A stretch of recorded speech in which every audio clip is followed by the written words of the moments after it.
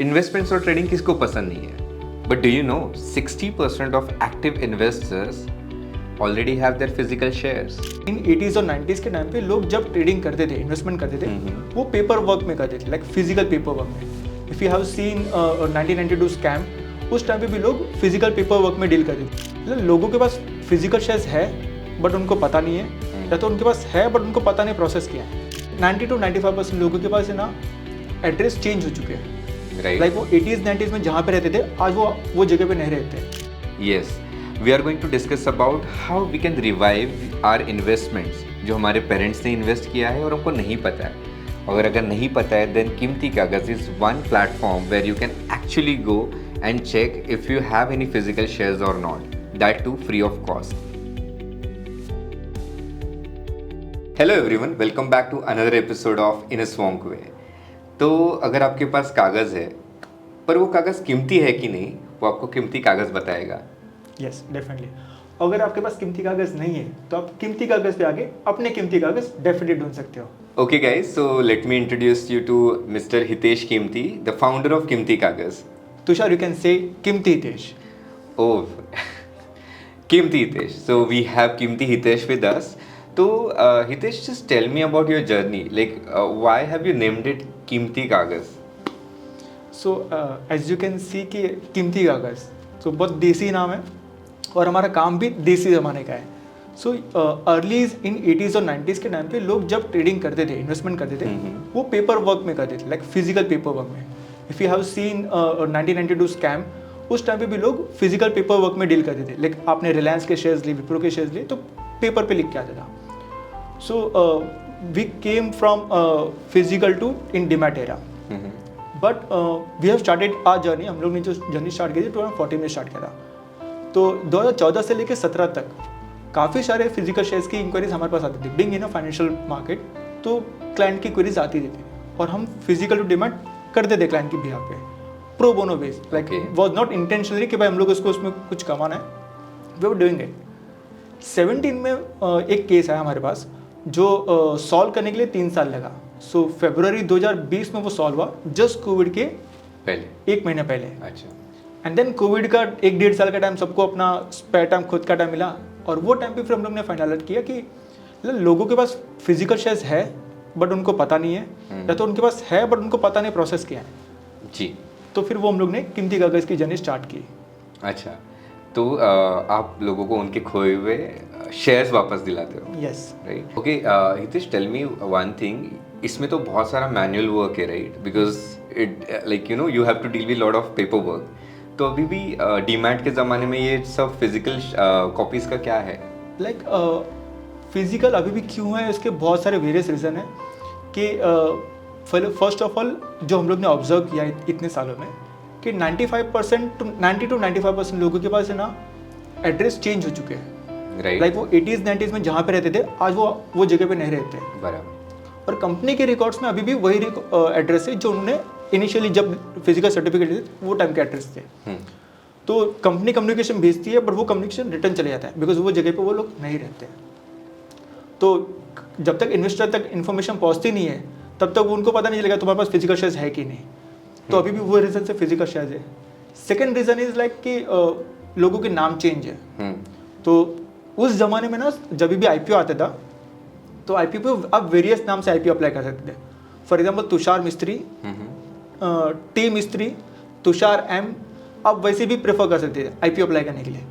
और अभी जब KYC बहुत सारी होगी तो आपके सब डॉक्यूमेंट सिंक्रोनाइज होना चाहिए। तो आपकी नेम मिसमैच होती है, उसकी वजह से आप जब भी डिविडेंड क्लेम करते हो, फिजिकल टू डिमांड करते हो, आपको रिजेक्शन आता है। जी। So second is a name mismatch.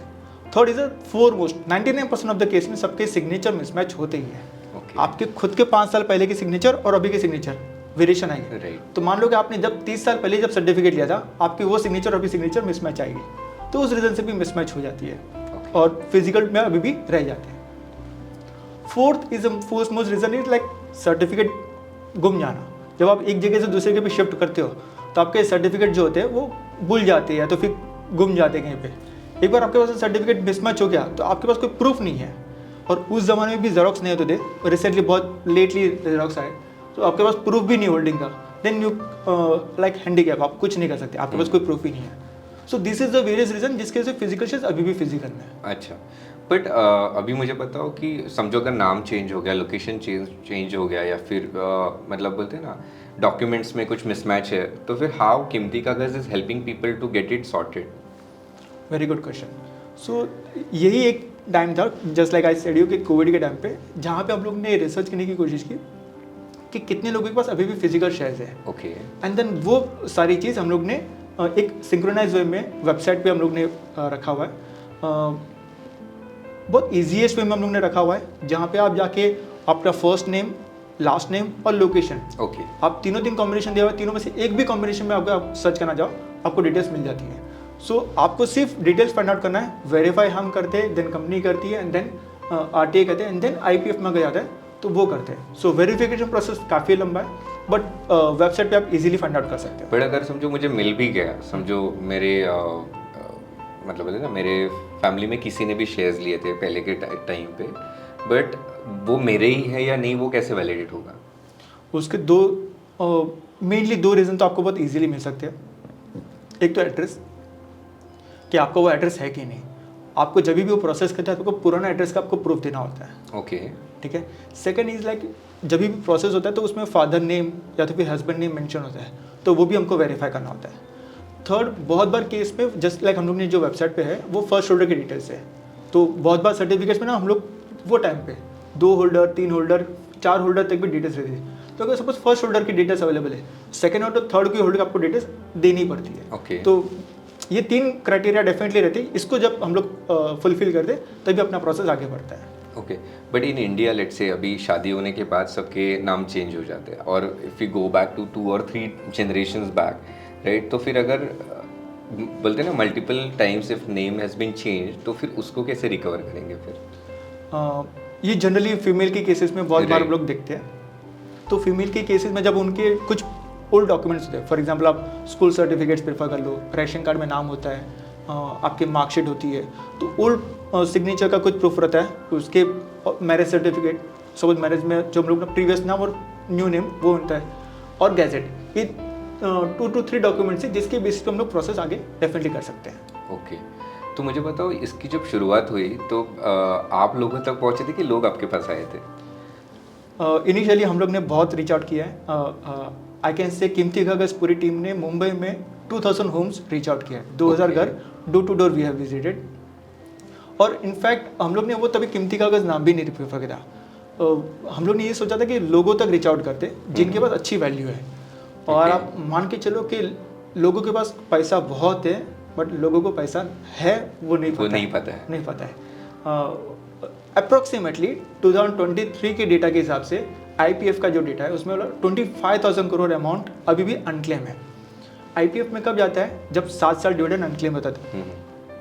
तो हम लोग ने जब रीच आउट किया लोगों से, तो लोग वो जगह पर रहते ही नहीं थे, ऑलमोस्ट 3 से 4 घर शिफ्ट हो चुके थे। देन वी रियलाइज कि rather than we reach out to them, let's make a platform जहाँ पे लोग आए और वो खुद अपनी फैमिली के जो बिलोंग्स के वेल्थ है, जो उनके ग्रैंड पेरेंट्स ने, फादर ने किया है, वो फाइंड आउट करें। तो फिर कीमती कागज़ का एक जन्म होता है। और फिर वो हम लोग ने प्रोसेस ऑलमोस्ट 2 साल बाद, हम लोग 2022 में हम लोग ने वेबसाइट बिल्डअप करके लॉन्च किया था। सो इट्स लाइक वो बोलते हैं ना पहले के ज़माने में वो खजाना ज़मीन के नीचे गाड़ के रखते थे, एंड देन बोलते 3-4 जनरेशन के बाद कोई तो गलती से जाता था और उसको मिल जाता था। May B I guess Keemti Kagaz is a platform for people to find their hidden treasure, right? Definitely yes. मैं आपको बोलूँ कि हम लोग ने बहुत सारे ऐसे केसेस देखे जहाँ पे लोगों को विश्वास नहीं होता कि उनके पेरेंट्स ने उनके नाम पे इन्वेस्टमेंट किया हुआ है। मतलब वो टाइम पे भी लोग अपने बच्चों के नाम पे भी इन्वेस्टमेंट करते थे, खुद के नाम पे भी करते थे। So yes, I can tell you कि काफ़ी अच्छा अमाउंट है। You can say unclaim amount सिर्फ आईपीएफ का डेटा बोलो तो 25,000 करोड़, बट अगर इफ़ यू आस्क मी तो मुझे लगता है एटलीस्ट 1 लाख करोड़ के आसपास का अनक्लेम फिजिकल शेयर्स रहेगा। And I have one like doubt कि जो अभी स्कैम्स जो इतने मार्केट में चल रहे हैं, लाइक जमता Ravi, you know, name it, और जो भी सब स्कैम्स चल रहे हैं, तो मुझे बताओ कि जब आप डोर टू डोर जा रहे थे तो लोगों ने विश्वास कैसे किया? लोग विश्वास बिल्कुल नहीं करते थे।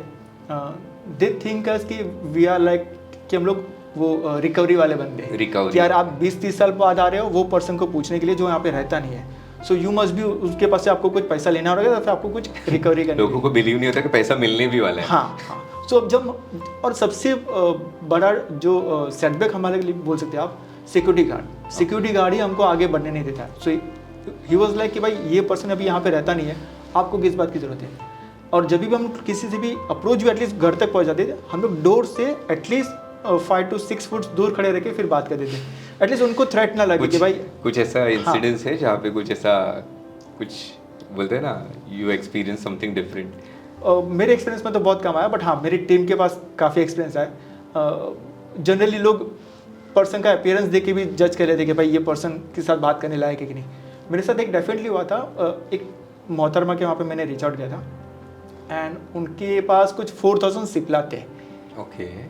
Value tremendous was high. So मैंने जस्ट मैम को रीच आउट किया, मैम सेज कि मैंने जब उनके हस्बैंड का नाम लिया तो बोलता है कि is no more. So I was like okay I am sorry.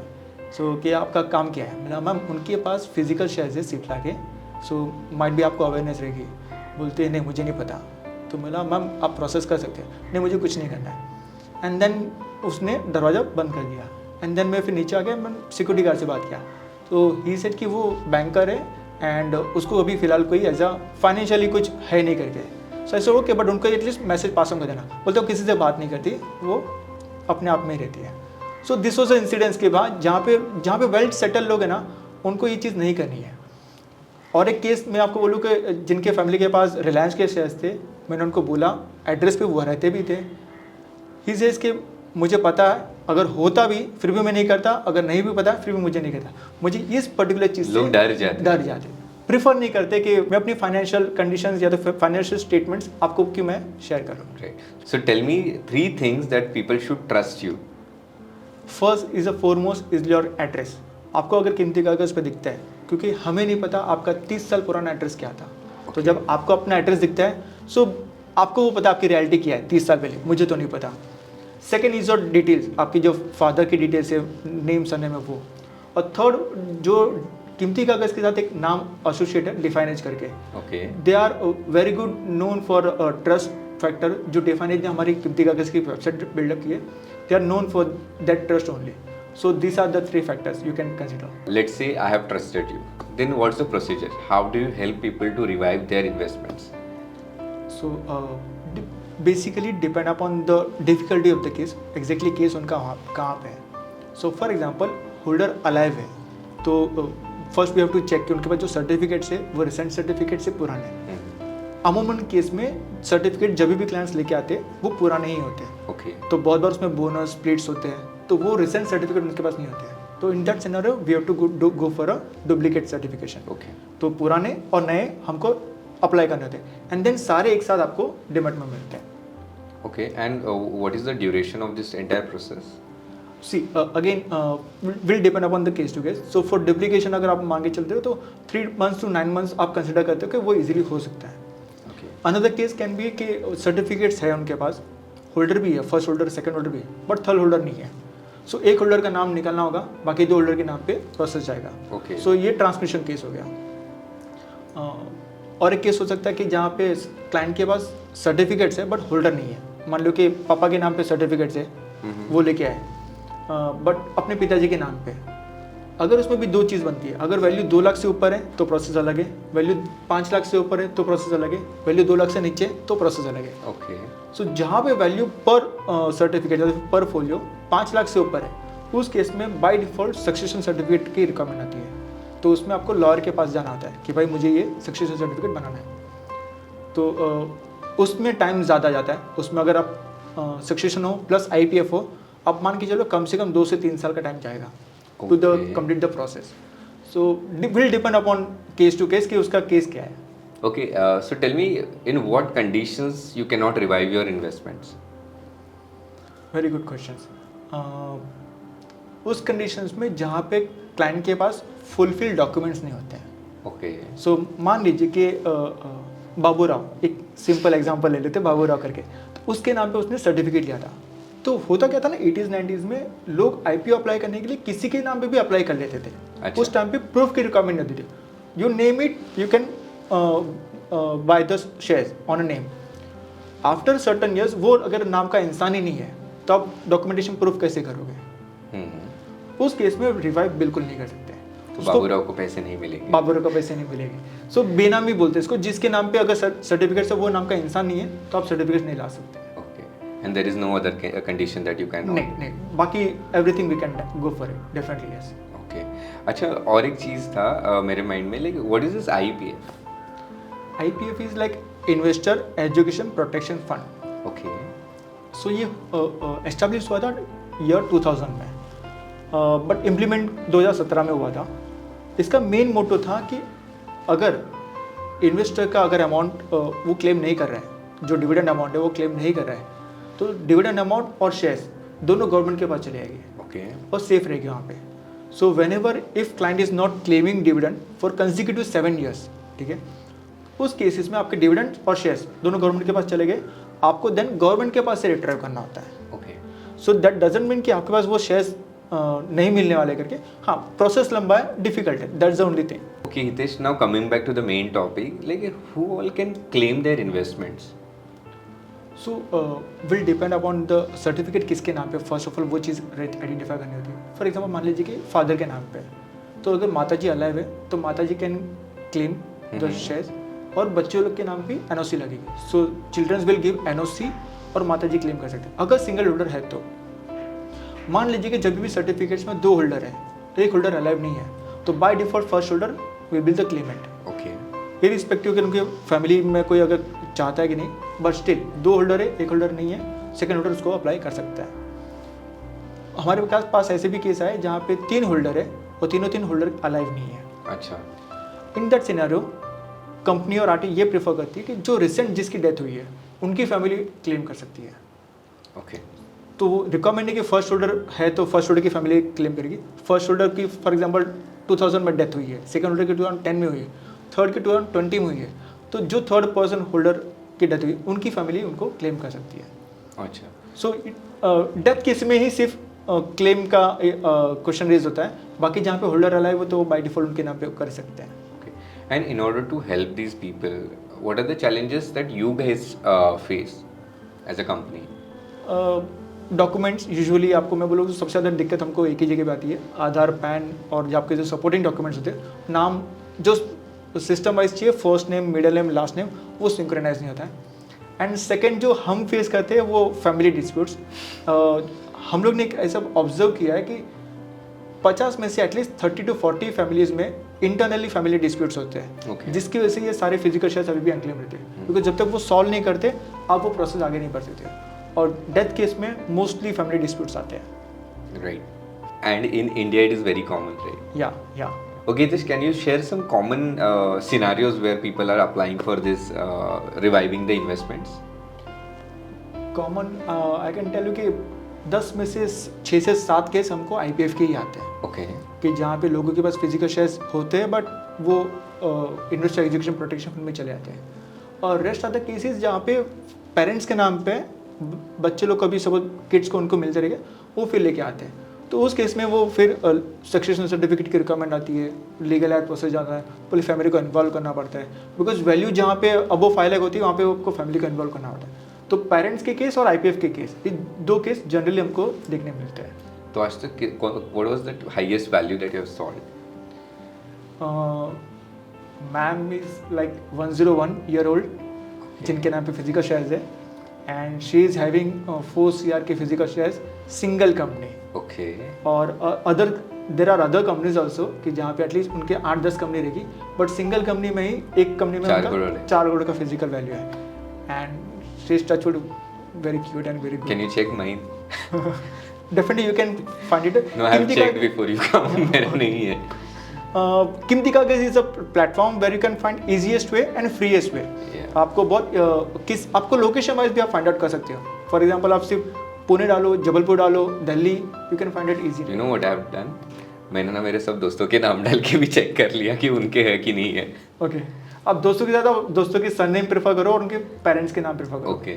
आपको डेफिनेटली मिल सकता Yes, Hitesh, let's give them a demo where they can actually go on Kimti Kagaz platform and you guys can actually see how the process is, how easily you can filter out this, and if there are shares available, there is just one button or maybe a call away that you can just call Kimti Kagaz and get your investments. Definitely yes. Right. So, Hitesh, in India, like which community has maximum shares? I can say 3 communities you can prefer. Okay. One is a Gujarati, one is Marwadi, and third is a Maharashtrian. Reason being, these 3 communities, like जब 80s and 90s के time पे था तो Mumbai was the only hub. So वो time पे जो लोग के पास एटलीस्ट मिडिल क्लास फैमिली थी उन्होंने इन्वेस्टमेंट किया था. और ये 3 कम्युनिटीज़ में आपको ज़्यादातर मिलेंगे. और स्पेसिफिकली अगर आपको मैं बोलूँ तो उसमें भी आपको मैं सरनेम बोल दूँ तो जैन, शाह, मेहता, कुलकर्णी, पेडनेकर, गोरे, ये सरनेम्स कॉमन थे. और इन सारे लोगों के पास फिजिकल शेयर्स अभी भी अगर आप वेबसाइट पे आके सर्च करोगे आपको डेफिनेटली मिलेगी. And I guess you can also share with your friends and let them know that ये at least ये particular surnames वाले लोगों के shares already है. Yes. Yeah. And location wise, like in India, like which is the topmost location जहाँ पे वो लोगों ने shares किया invest? In state wise, if I tell you, तो Maharashtra and Gujarat cover 60 to 70% physical shares. Okay. And the rest Delhi, Chennai and Pune as a city wise. But ये दो state में specially Ahmedabad, Surat and Mumbai and Pune cover the most of the area. Specifically अगर मुंबई में भी अगर मैं आपको डिटेल में बताऊँ तो कोलाबा, बैंड्रा, घाटकोपर, ये जगह पे काफ़ी अच्छा फिजिकल शेयर्स वो टाइम पे लेते थे.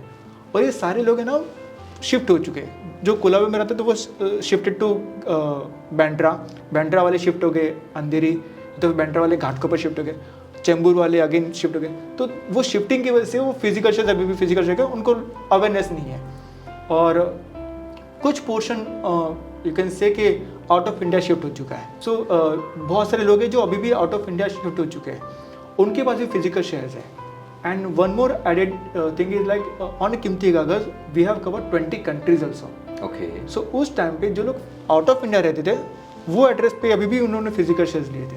So if you just search with the Muscat, आप यूएसए डालो, मस्कट डालो, कनाडा डालो, आपको उस टाइम पे कनाडा में रहते थे उन्होंने फिजिकल शेयर्स लिए हुए. ओके. तो वो टाइम पे एनआरआई थे और फिजिकल शेयर्स में ट्रेड करते थे. So let's say if they are still not living in India, तो आप उनको भी हेल्प करते हो? Definitely yes. Okay, nice.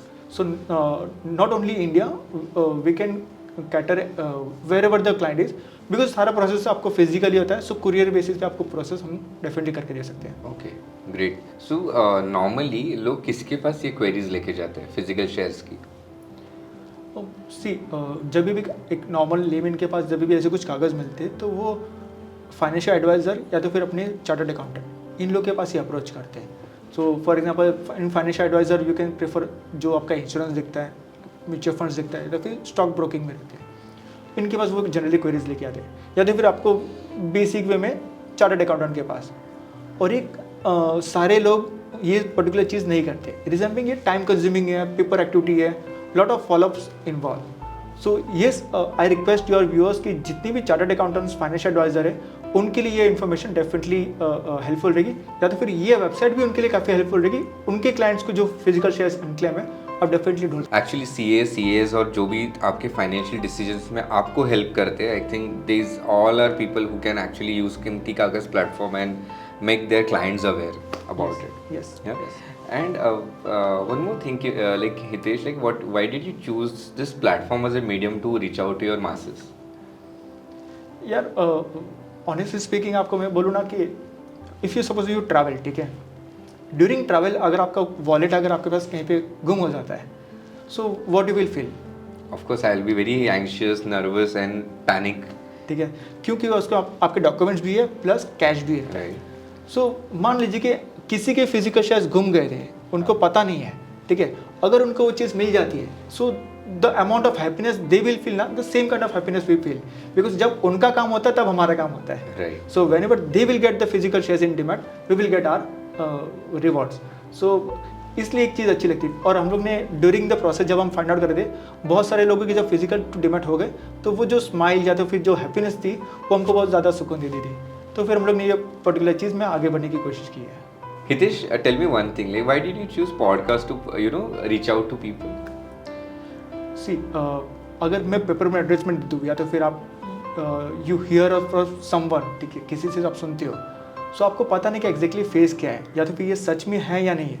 Because जब हम लोगों तक रीच आउट करते तो हम लोग को सब लोग बोलते थे अब आप स्कैम हो सकते हैं, तो फिर भरोसा नहीं करते थे. So this is the platform where people trust on Tushar bhai, and people can trust on कीमती कागज. Being in a founder, आपको फेस दिखता है, आपको भरोसा बैठता है कि हाँ कोई तो जेन्युइन पर्सन है जो ये काम कर रहा है. So that is the reason I'm here, and appealing to the people, please spread the message along with your friends and family कि आप अपने खोए हुए संपत्ति आप पा सकते हो, just click away. So thanks Hitesh, Keemti Hitesh, for clarifying everything, and thanks for choosing this as a medium to promote your Keemti Kagaz, and we will be really happy अगर हम लोगों ने लोगों का help किया using this medium to get their hidden treasure.